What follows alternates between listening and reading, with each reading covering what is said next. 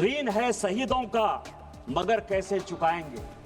ऋण है शहीदों का मगर कैसे चुकाएंगे। लहू की जब तक बूंद है तब तक तिरंगा लहराएंगे। यही आरएसएस का मापदंड है और यही हमारा विषय है। वो बांग्लादेशी वोटरों से जो है बिहार का चुनाव होगा, देश का चुनाव होगा। यदि तजिमुल, मैं नाम बता रहा हूं, मैं आजिम नगर का तजिमुल है, मैं नाम बता रहा हूं। पप्पू यादव बैठो, आप बैठो, मैं नाम बता रहा हूं। आजम नगर का तजिमुल है।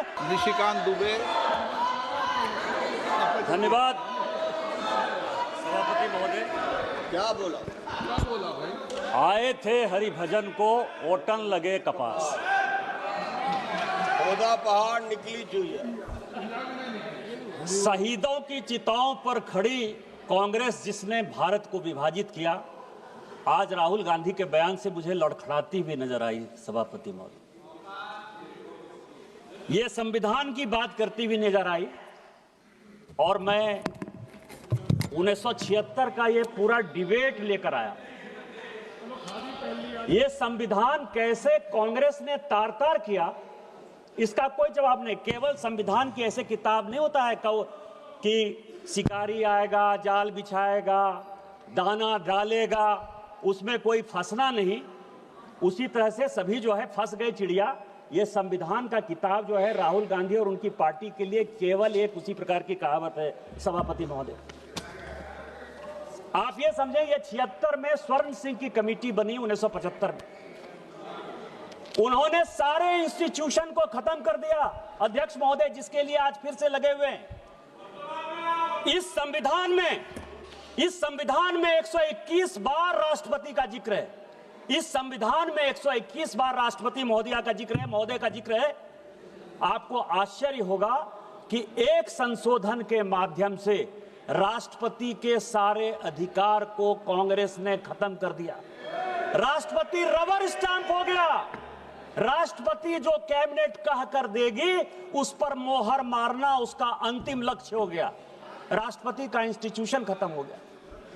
इंदिरा गांधी ने इसी वोट चोरी करके जब रायबरेली का चुनाव जीता और जब फैसला हुआ कोर्ट का, तो ऐसा सिचुएशन इस व्यक्ति ने पैदा किया, इस पार्टी ने पैदा किया कि आपको आश्चर्य होगा कि 3 जज को बाईपास करके एक ऐसे चीफ जस्टिस को बना दिया जो 8.5 साल तक इसका मुख्य न्यायाधीश रहा।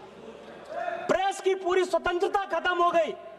इंडियन एक्सप्रेस के एडिटर रामनाथ गोयनका से लेकर सारे लोग जो कुछ को कहते थे, और यह केवल इस संविधान संशोधन में हुआ। आज वो इंस्टीट्यूशन की बात करते थे, यूपीएससी जैसी संस्था, और ये पूरे सदन को जानने वाली बात है। यूपीएससी जैसी संस्था जो आईएएस और आईपीएस और ऑल इंडिया सर्विसेज को पैदा करती है। कांग्रेस का एक कार्यकर्ता बटुक सिंह 10 साल तक यूपीएससी का चेयरमैन रहा।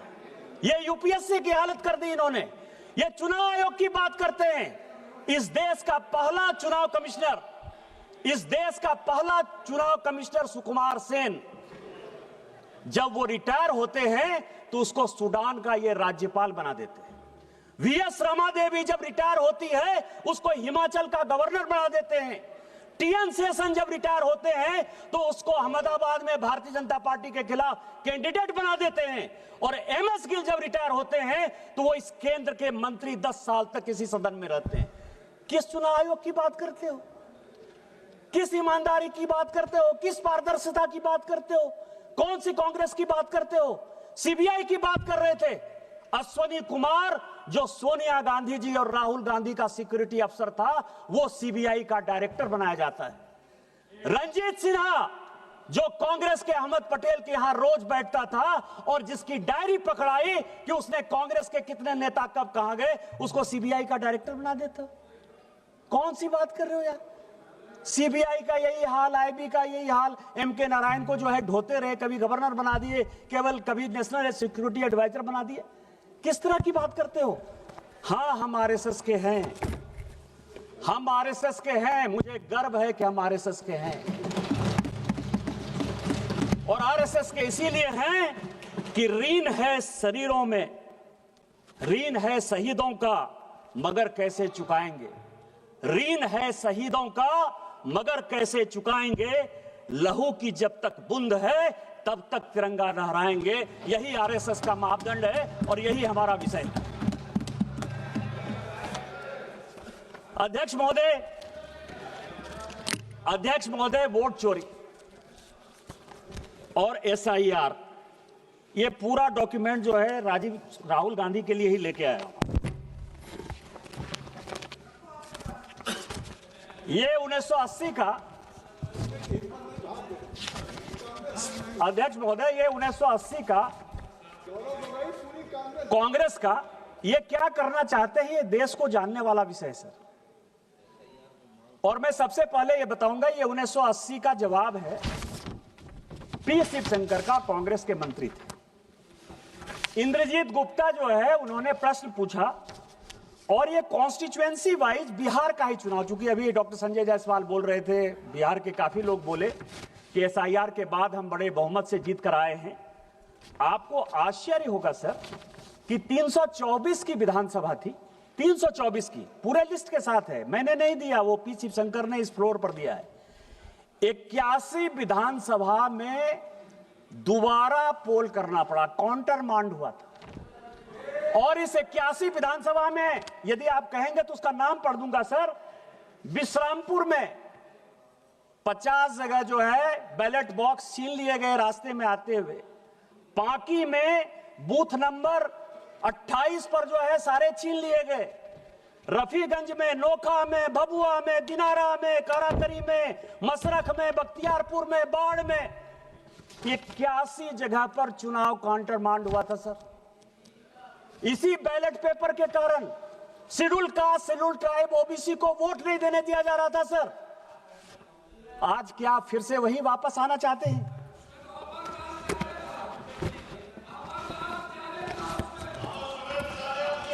ये मैं आपको सभापति महोदय, ये सभी लोगों ने कांग्रेस से लेके डीएमके से लेके टीएमसी तक वाईएसआर सीपी ने जो है ईवीएम की बात की। ये ईवीएम की पूरी हिस्ट्री लेकर आओ सर, पूरी हिस्ट्री है। हिस्ट्री किसने, ये ईवीएम कौन लेकर आया? ये ईवीएम कांग्रेस लेकर आई सर। पहली बार ईवीएम, आपकी जानकारी के लिए, 1987 में पायलट प्रोजेक्ट के नाते राजीव गांधी जी लेकर आए। ये ईवीएम की पूरी हिस्ट्री है। और 91 में जब नरसिम्हा राव की सरकार आई तो उन्होंने तय किया कि ईवीएम आएगा। और ईवीएम आएगा, ऐसे नहीं आएगा सर। ये सारी रिपोर्ट है सर, ये रिपोर्ट है 1961 के सेलेक्ट कमेटी की और ये रिपोर्ट है 1971 की सेलेक्ट कमेटी की। ये पूरे पार्लियामेंट को जानने वाली बात है। दोनों रिपोर्ट के अध्यक्ष जगन्नाथ राव कांग्रेसी थे और जो 1971 की रिपोर्ट बनी उसमें एचआर गोखले जो कांग्रेस के लॉ मिनिस्टर थे। और दोनों रिपोर्ट में क्या कहा? दोनों रिपोर्ट में यह कहा कि एसआईआर की आवश्यकता है, स्पेशल इंटेंसिव रिवीजन होना इलेक्टोरल फॉर्म्स का सबसे बड़ा विषय है। 1961 में भी यही कहा, 1971 में भी यही कहा। और दूसरी बात कही 1961 में कि चुनाव इलेक्ट्रॉनिक वोटिंग मशीन से होनी चाहिए, क्योंकि राजस्थान के तत्कालीन, जिस राज्य से आप आते हैं सर, राजस्थान के तत्कालीन मुख्यमंत्री मोहनलाल सुखाड़िया का भी चुनाव अवैध इसी आधार पर हुआ था कि पूरे के पूरे बूथ लूट लिए गए। इतना ही नहीं हुआ था सर, इतना ही नहीं किया इन लोगों ने। यदि चौटाला की बात करें तो पूरा का पूरा मेहम का चुनाव काउंटर मांड हो गया था। पटना का चुनाव पूरा आरजेडी ने लूट लिया था। इंद्र कुमार गुजराल प्रधानमंत्री के तौर पर वहां चुनाव लड़ने के लिए गए थे, पूरा का पूरा उन्होंने लूट लिया था। और इस कारण से कहा गया कि ईवीएम की आवश्यकता है, नहीं ईवीएम होगा तो ये चुनाव पूरे रिगिंग हो गए। दूसरा, अटल बिहारी वाजपेयी जी इस कमेटी के मेंबर थे और एल के अडवाणी मेंबर थे। उन्होंने कहा कि बूथ वाइज ही काउंटिंग करो, क्योंकि आप लोग जब चुनाव के रोल को घुमाते हो तो उसमें बूथ से पता नहीं चलता है। तो क्या तर्क दिए गए आपको पता है सर? यह तर्क यह दिया गया कि बूथ वाइज यदि काउंटिंग करने लगेंगे तो जितने ये गुंडे बदमाश मवाली हैं वो वोटरों को मारेंगे। इसीलिए आपको ध्यान हो, उस वक्त काउंटिंग वो होती थी जिसमें कि सभी बूथों को मिला दिया जाता था और जिसमें इनको रिगिंग करने की सबसे बड़ी सुविधा होती सर।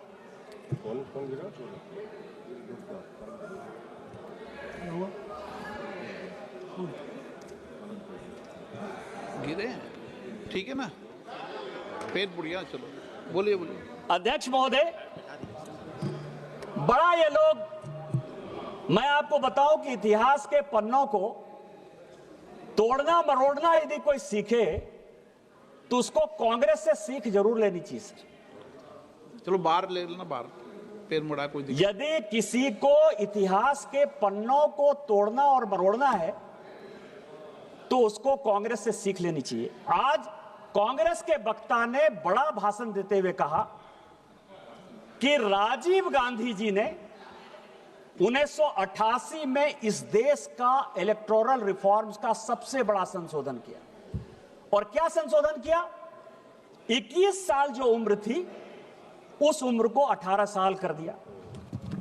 सर, यदि कांग्रेसियों में हिम्मत है तो ये 1972 के ज्वाइंट कमेटी की रिपोर्ट, 1972 के ज्वाइंट कमेटी की रिपोर्ट है जिसने कि ये रिकमेंड किया कि 21 साल के बदले 18 साल होना चाहिए और उसको करने में अटल बिहारी वाजपेयी और लाल कृष्ण आडवाणी का नोट ऑफ डिसेंट, मैं इसको प्लेस कर दूंगा सर। ये हमने किया। आपने 16 साल, चूंकि हमको मौका नहीं मिला शासन में आने का, और 2 साल जो हम मौके में थे 77 से लेकर 80 तक इतनी लड़ाई हो गई कि हम इंप्लीमेंट नहीं कर पाए। आप उसको 16 साल बाद इंप्लीमेंट कर पाए। आज उसके लिए आप कहते हो कि हमने ले लिया, हमने ले लिया, हमने ले लिया, हमने काम कर लिया। आज एसआईआर की जो बात हो रही है और जो महाराष्ट्र और इसकी बात हो रही है सर, आपको मैं बताऊं कि मैं बिहार का और महाराष्ट्र का रिजल्ट लेकर आया सर। एसआईआर कहां हुआ, वोट कहां बढ़े कहां घटे और किस पार्टी को कौन सी सीटें मिली। बिहार का सर, कॉन्स्टिट्यूएंसी का नाम है वाल्मीकि नगर, डॉक्टर संजय जायसवाल बैठे हुए हैं, उनके बगल की कॉन्स्टिट्यूएंसी है। वोट का डिलीशन हुआ 2311,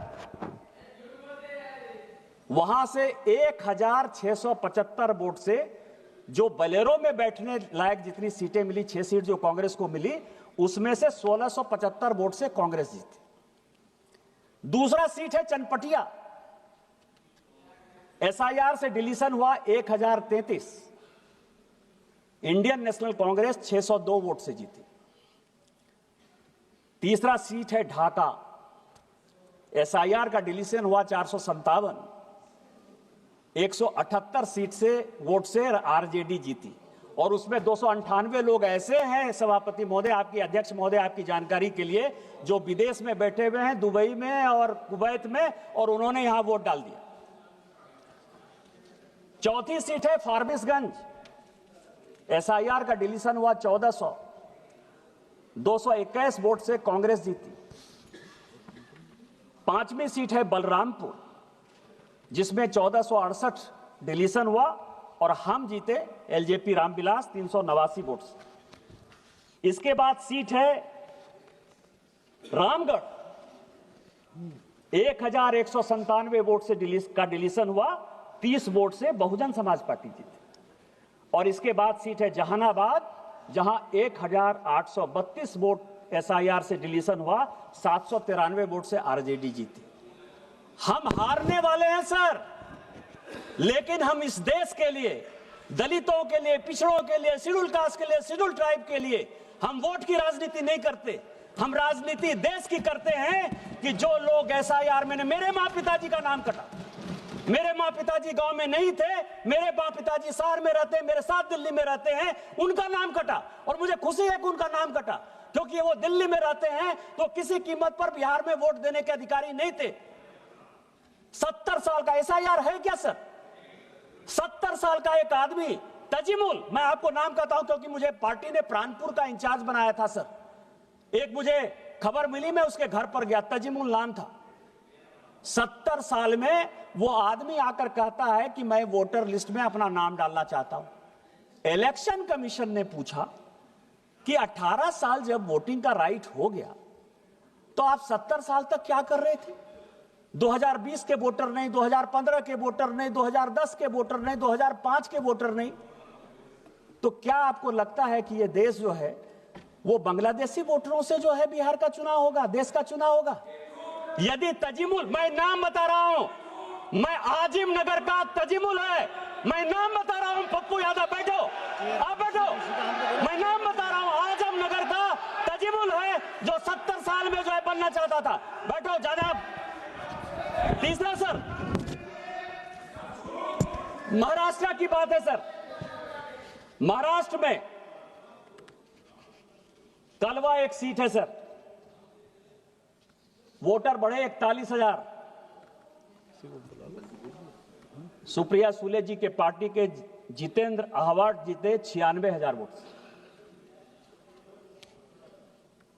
भिवंडी वोट बढ़ा 37,000।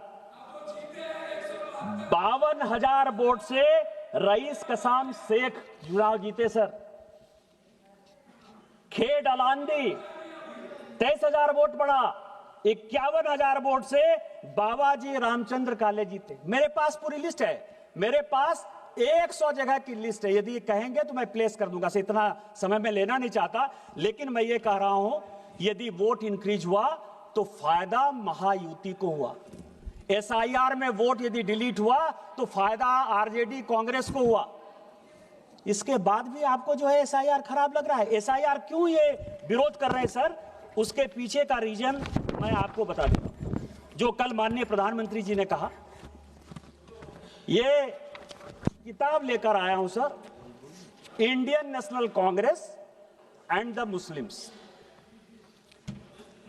1905 में 6 में जब मुस्लिम लीग बनी, 1905 में जब बिहार बंगाल का विभाजन हुआ और जब मुस्लिम लीग बनी सर, तो कांग्रेस ने समय समय पर, वैसे सोनिया गांधी जी सारा चिट्ठी लेकर चली गई हैं सर, लेकिन इस राइटर ने 2010 में सोनिया गांधी से परमिशन लेके कई एक लेटर जवाहरलाल नेहरू के, फजलुर रहमान के साथ, कई एक लेटर जवाहरलाल नेहरू के जिन्ना के साथ वो उन्होंने दिए।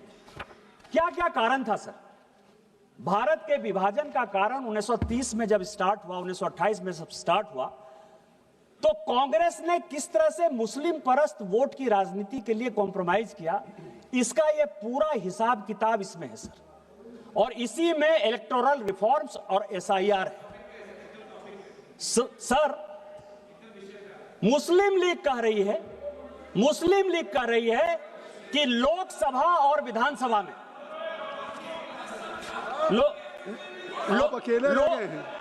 लोकसभा, पप्पू यादव जी आप बैठे बैठे मत बोलिए, जब आपका नंबर आएगा स्पीकर सर, कि लोकसभा और विधानसभा की अलग सीट हमको दो, नहीं तो हम जो है भारत का विभाजन कर देंगे। गोलमेज सम्मेलन में फैसला नहीं हुआ, 37 का चुनाव आ गया और 37 के चुनाव में एक दूसरे के साथ कैसे फ्रेंडली फाइट होना है मैं आपको बताऊं।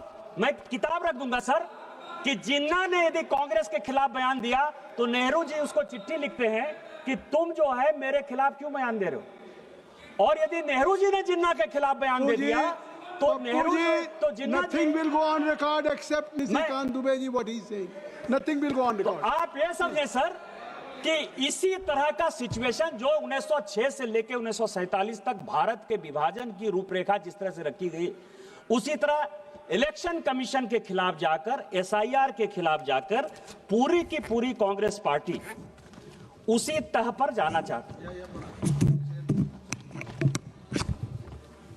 मैं ये है सर, आप एसआईआर के तह तक जाइए।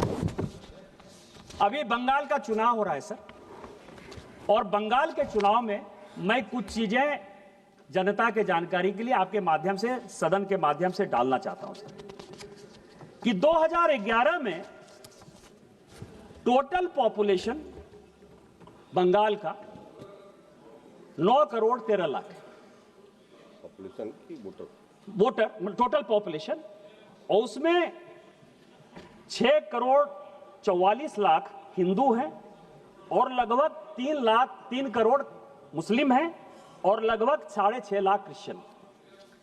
अब आप समझें कि कुछ ऐसे जिले हैं सर,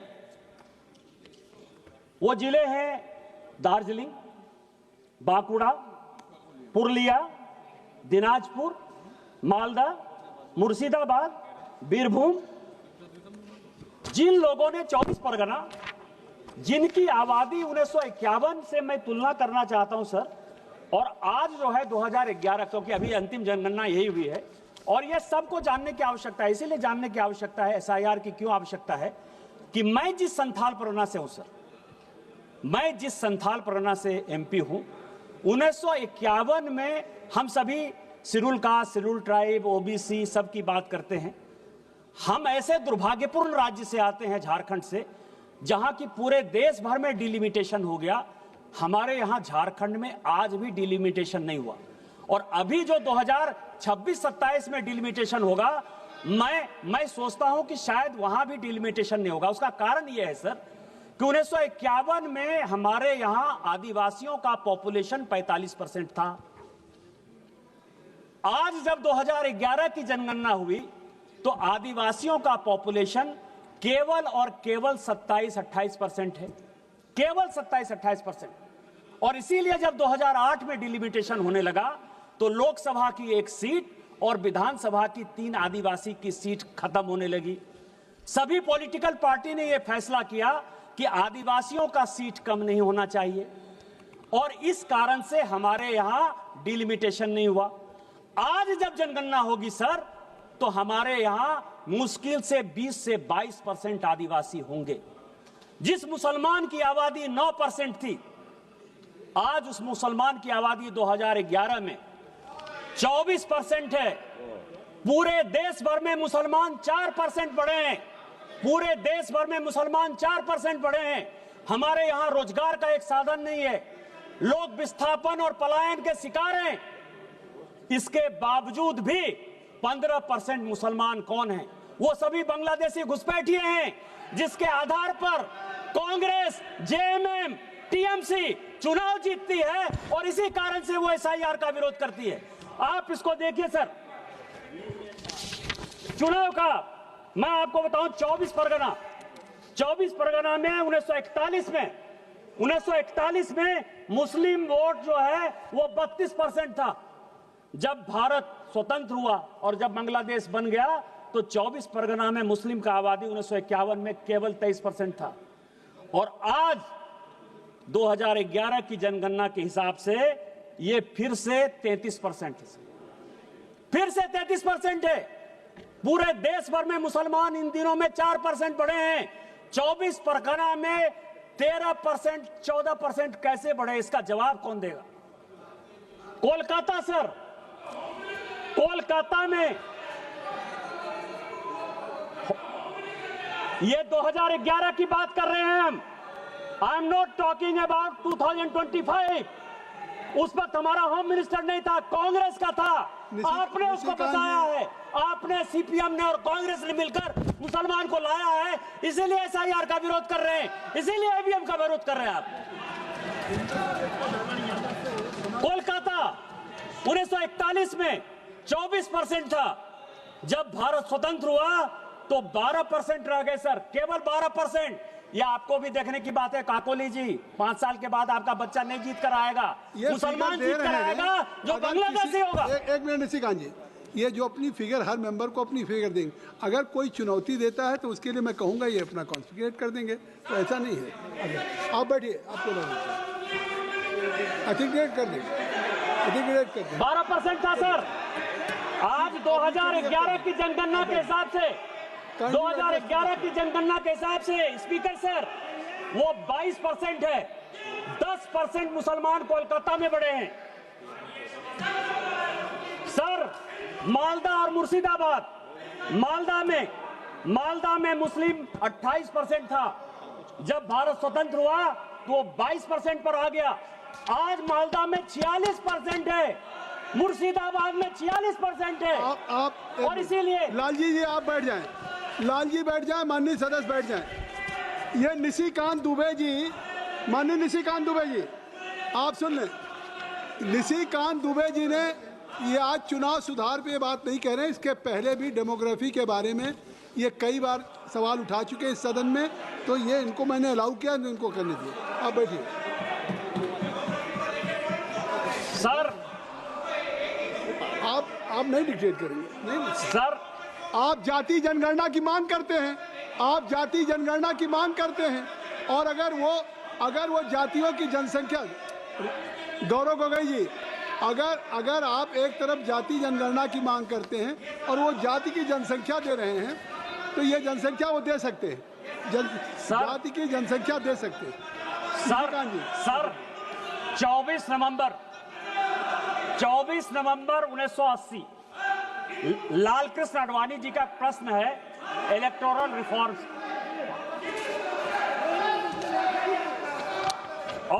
और वो कह रहे हैं सर, अभी राहुल गांधी जी बड़ा लंबा बोल कर गए कि प्रधानमंत्री जी मेंबर हैं, अमित शाह जी मेंबर हैं, मैं अकेले मेंबर हूं, मेरी बात नहीं सुनी जाती है।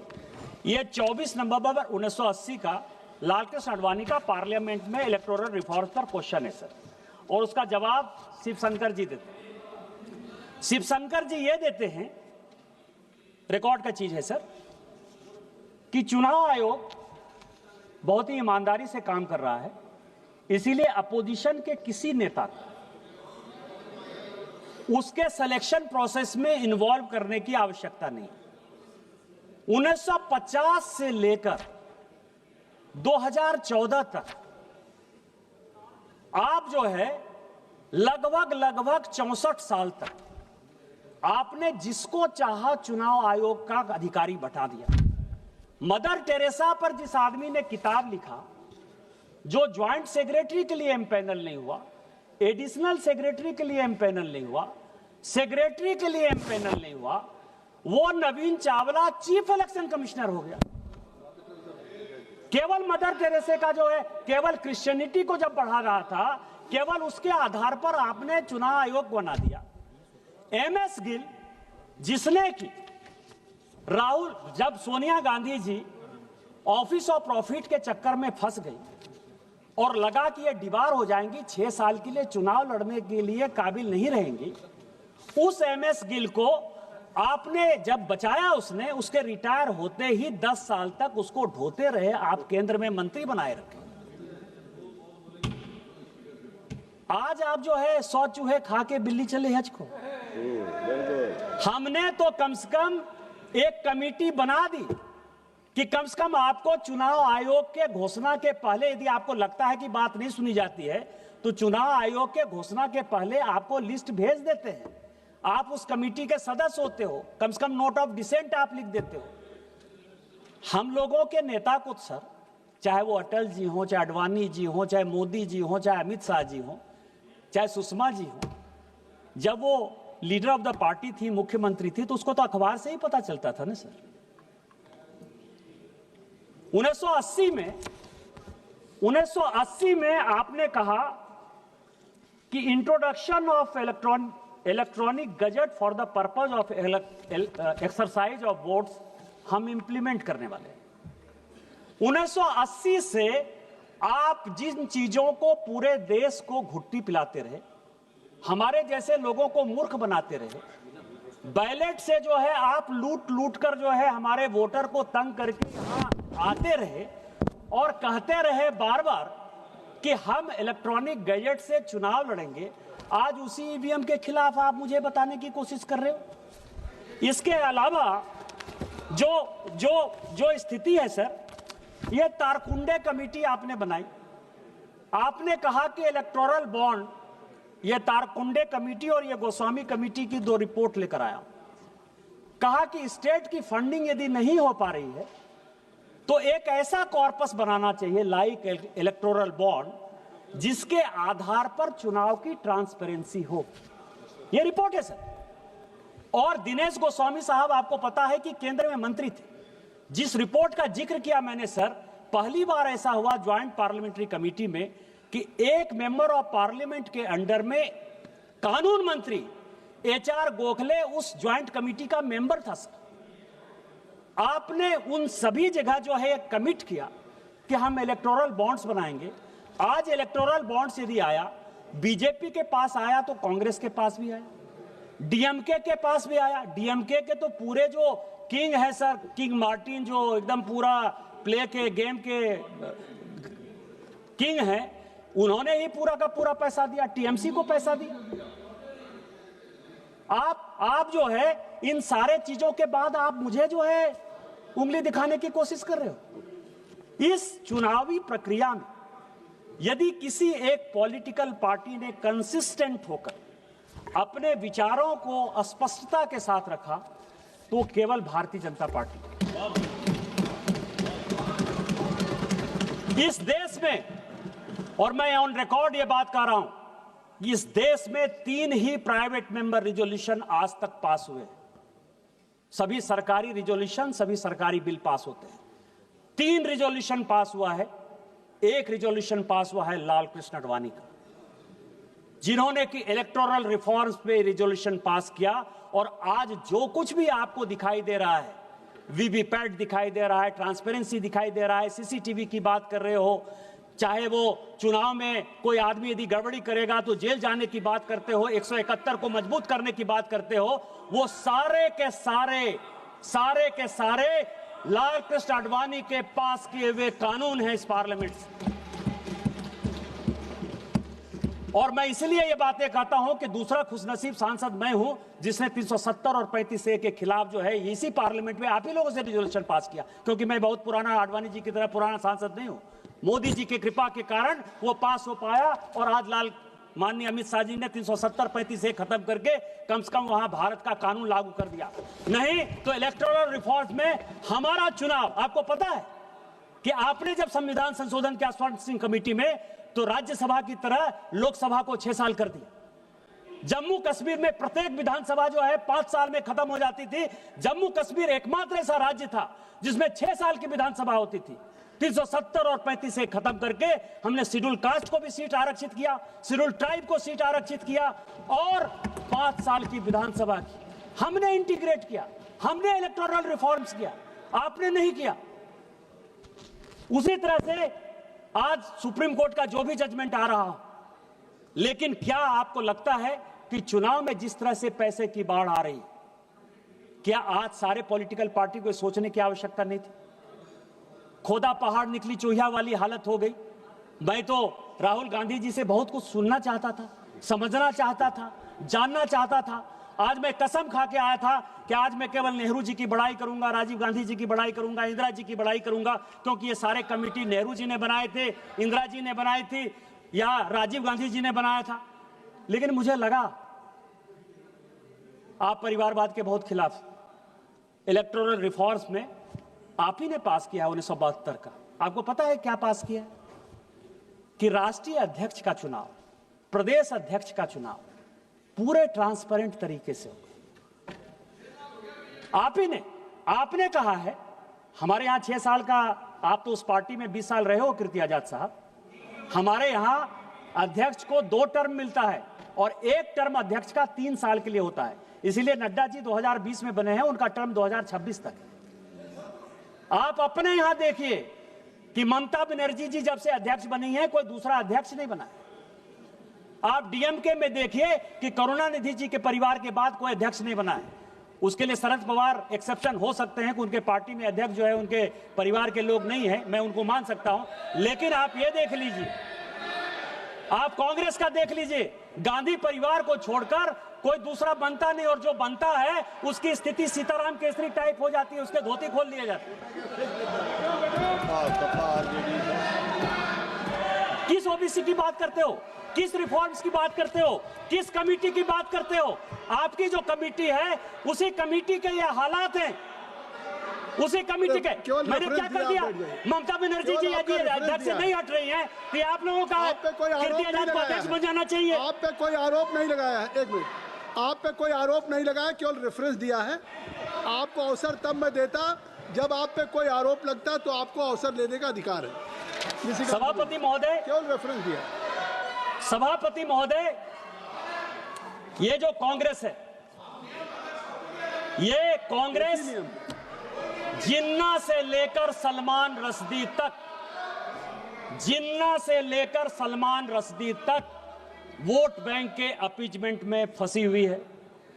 ये फजलुल हक से लेकर साहबानों तक और राजा महमूदाबाद से लेकर बाबरी मस्जिद तक केवल मुस्लिम परस्त राजनीति बनाई हुई है। राजा महमूदाबाद जो कि मुस्लिम लीग के अध्यक्ष हुए, जिन्होंने भारत का विभाजन किया, उनकी पूरी संपत्ति आपको ध्यान हो, जिसको कि नरेंद्र मोदी जी को कानून बनाना पड़ा, जो पाकिस्तान में बैठा है, उसकी पूरी संपत्ति को कांग्रेस ने दे दिया। सर यही कांग्रेस का इतिहास है, बहुत पुरानी बात नहीं है, 2012 की बात है, 2012 की बात है सर।